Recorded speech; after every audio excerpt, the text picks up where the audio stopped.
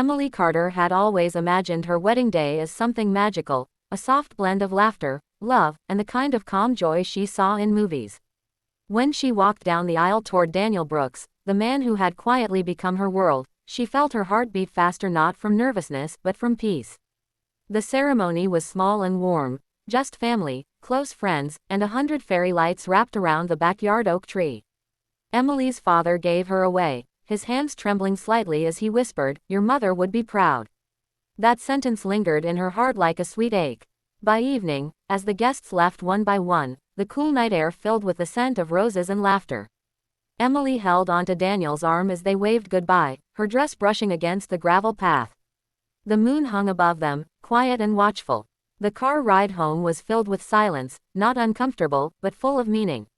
Emily rested her head on Daniel's shoulder, watching the city lights drift by like stars. It was their first quiet moment as husband and wife. No noise, no clinking glasses, no cameras, just them. When they arrived at the small home they had chosen together, Emily felt her heart swell. It wasn't a grand house, just 2 bedrooms, white walls, and a tiny garden in the back. But Daniel had spent weeks secretly decorating it. As she stepped inside, her eyes widened. Candles lined the table. Soft music played from an old speaker.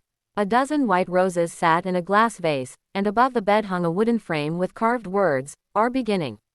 Emily turned to him, touched. "You did all this." Daniel smiled, his brown eyes glinting softly.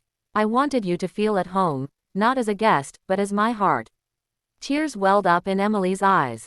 She wasn't sure if it was exhaustion, gratitude, or love, maybe all 3. She walked around the room, fingertips grazing the flowers, the photos he had framed of their time together, from their first date at the park to that trip where they got lost in the rain. She sat down on the bed and opened a small wooden box placed there. Inside was a letter, one she had written years ago, addressed to "My future husband." She had written it during one lonely night after her mother passed away, promising herself she would wait for someone who felt like home. She had forgotten she'd even kept it. Daniel sat beside her, curious but patient. She read the letter aloud, her voice trembling. "I don't want perfection. I just want someone who listens. Someone who doesn't run away when I cry. Someone who stays when the room gets quiet." When she finished, Daniel took her hand and said softly, "Then I'm exactly where I should be."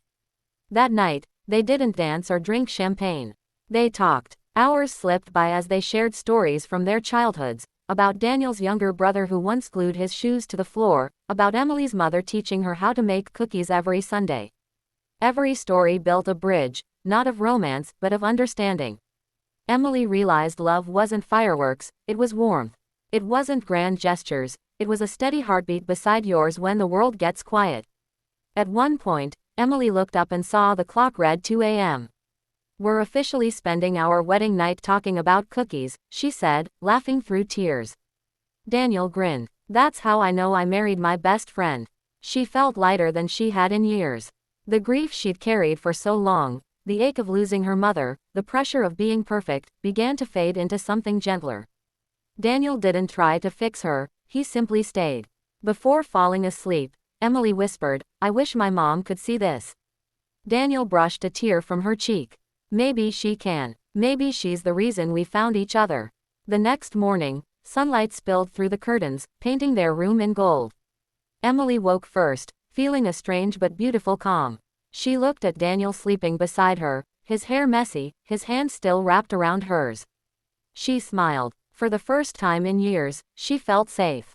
Not because life was perfect, but because she wasn't alone in it anymore. As she brewed coffee and watched the garden through the window, she thought about everything she had expected from marriage, the grand gestures, the constant excitement. But what she found was far better, peace. That evening, she began a new journal entry titled, "My Wedding Night."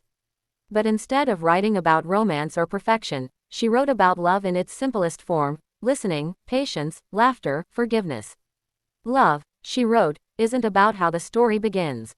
It's about how you choose to stay when the music fades." Years later, Emily would look back at that night, their first as husband and wife, and realize that was the true start of their forever.